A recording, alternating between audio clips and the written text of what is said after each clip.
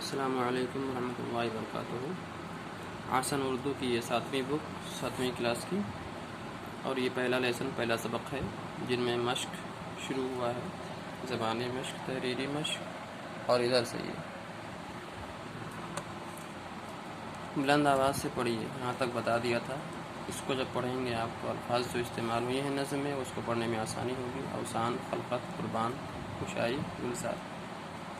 یہاں پر مختصر سے جواب آپ سوچ کے بتانا ہے۔ اللہ تعالیٰ کے قبضہ میں کیا ہے؟ ساری خدائی دنیا کی مخلوق کس چیز سے تنگ آ جاتی ہے؟ موسم سے۔ کون سے موسم کے آنے سے ٹیلے اور جنگل میں رونق آ جاتی ہے؟ موسم بہار۔ جواب اب دینا ہے، آپ کو لکھنا ہے اپنی کاپیوں میں سوال جواب کے طور پر۔ نظم میں دیے ہوئے جسم کے مختلف اعضاء کے کام لکھیے۔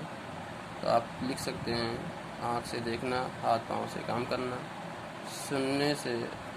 سننے کے لیے کان یا سننے کو کان، اور بولنے کو زبان، دیکھنے کو آنکھ، اور کام کے لیے ہاتھ پاؤں، ایسے بھی لکھ سکتے ہیں۔ جب سب کے اوسان خطا ہوتے ہیں تو اللہ تعالیٰ کیا کرتا ہے؟ جب سب کے اوسان خطا ہوتے ہیں تو اللہ تعالیٰ پانی برساتا ہے۔ اللہ تعالیٰ اپنے بندوں کے مشکل کشائی کس طرح کرتا ہے؟ اللہ تعالیٰ اپنے بندوں کی مشکل کشائی رت پہ رت بدل کر کرتا ہے۔ نظم سے ایسے 4 مصرے لکھے جن میں مختلف موسموں کے نام آتے ہیں۔ آپ لکھ سکتے ہیں، اس میں جو ہے قریب 8 مصرے ہیں، ہم نے یہاں پر 4 مصرے لکھ دیا ہے۔ تشریح کیجیے: سب کے گرمی سے تھے خطا اوسان، نہ برسنے سے آئی جان میں جان، کی صدا تو نے مشکلیں آسان، تیری مشکل کشائی کے قربان۔ تشریح کا مطلب ہوتا ہے اس شعر کے مفہوم کو اپنے لفظوں میں اور نثر کی طرح لکھنا۔ یہ نظم ہوتا ہے اور نثر کی طرح لکھ دینا۔ اس کو آپ اپنی کاپیوں میں خود سے لکھیں اور خود سے مشق کریں، سوچیں کہ کیا ہو سکتا ہے۔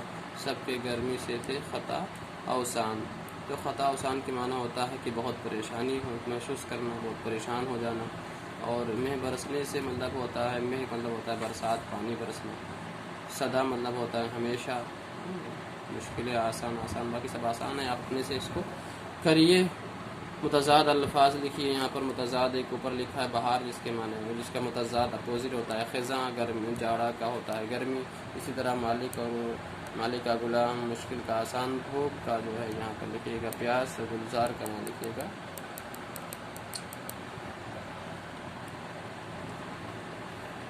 اور الفاظ میں الف نون گنہ اور یہ نون گنہ لگا کر جمع بتائیں، جیسے بہار سے بہاریں، بڑائی سے بڑائیاں۔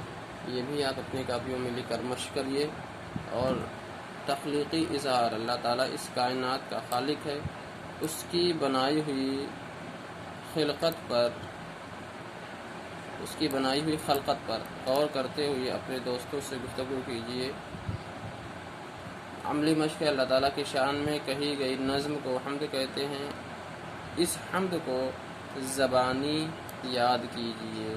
تو یہ یہاں سے لے کر جہاں تک سارے آپ کے کام ہیں جو آپ کو خود اپنے پیرنٹس کی مدد سے اپنے کاپیوں میں کرنے ہیں۔